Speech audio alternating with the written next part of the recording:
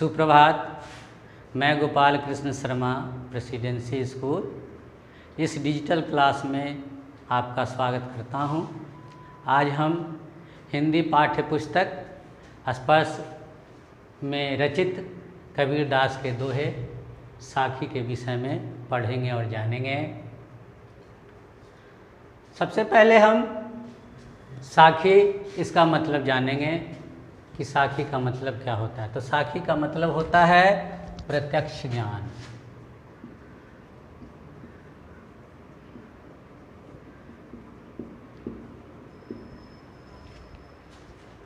जैसा कि इस साखी को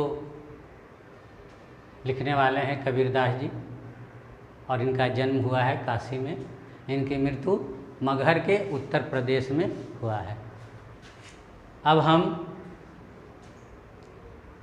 साखी में वर्णित दोहे को बारी बारी से पढ़ेंगे और उसके अर्थ को जानेंगे।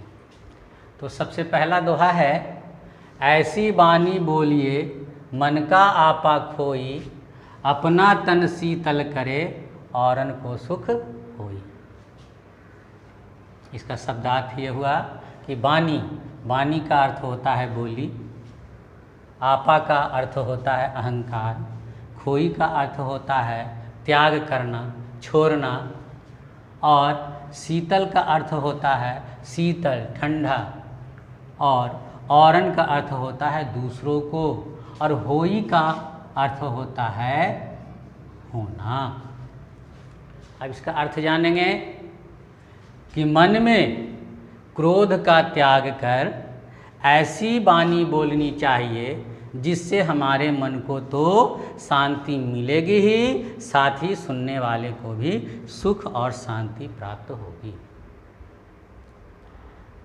जैसा कि इसमें ये बताया गया है कि व्यक्ति को क्रोध का त्याग करना चाहिए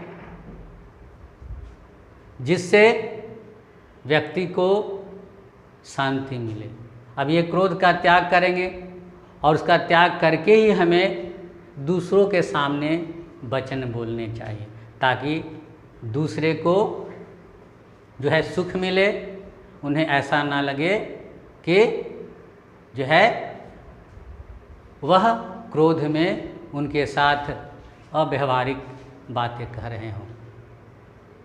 क्योंकि हर लोग चाहता है कि उसके साथ सामने वाला उसके साथ अच्छा बोले और ऐसा बोले जिससे उसे कष्ट ना हो। तो इसमें इस दोहे में कबीरदास ने जो है यही बात समझाने का प्रयास किया है। अब दूसरे दोहे को हम पढ़ेंगे। कस्तूरी कुंडली बसै मृग ढूंढे बन माही, ऐसे घटी घटी राम हैं दुनिया देखे नाही। इसका शब्दार्थ जानेंगे। कुंडली का अर्थ होता है नाभि, मृग का अर्थ होता है हिरण, और घटी घटी का अर्थ होता है कनकन, और कस्तूरी मृग के नाभि में स्थित एक सुगंधित पदार्थ होता है। उसी की खोज में जो है मृग इधर उधर ढूंढता है। तो ये दूसरे पद में जैसा कि इसका अर्थ हुआ कि जिस प्रकार हिरण कस्तूरी की खुशबू को जंगल में ढूंढता फिरता है, वन में ढूंढता फिरता है, जबकि वह सुगंधित पदार्थ जो है उसके नाभि में ही होता है। उसी प्रकार संसार के कण में ईश्वर मौजूद हैं और मनुष्य ईश्वर को क्या करता है, देवालयों तीर्थों में खोजता है। अर्थात ईश्वर जो है मनुष्य के हृदय में स्थित है। मनुष्यों को ईश्वर को ढूंढने के लिए इधर उधर जाने की आवश्यकता नहीं है, वह उनके मन में ही है, उनके चारों ओर स्थित हैं।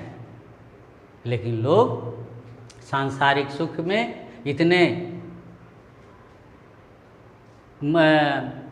गहरी चिंतन में रहते हैं, उसकी भौतिक सुख के चिंतन में, कि वह ईश्वर को भूल जाते हैं। और यही कारण है कि वह सुख शांति के लिए देवालयों में, मंदिरों में, मस्जिदों में, गुरुद्वारों में और गिरजाघर में ईश्वर को ढूंढते हैं। जबकि ईश्वर हमारे हृदय में स्थित है। धन्यवाद।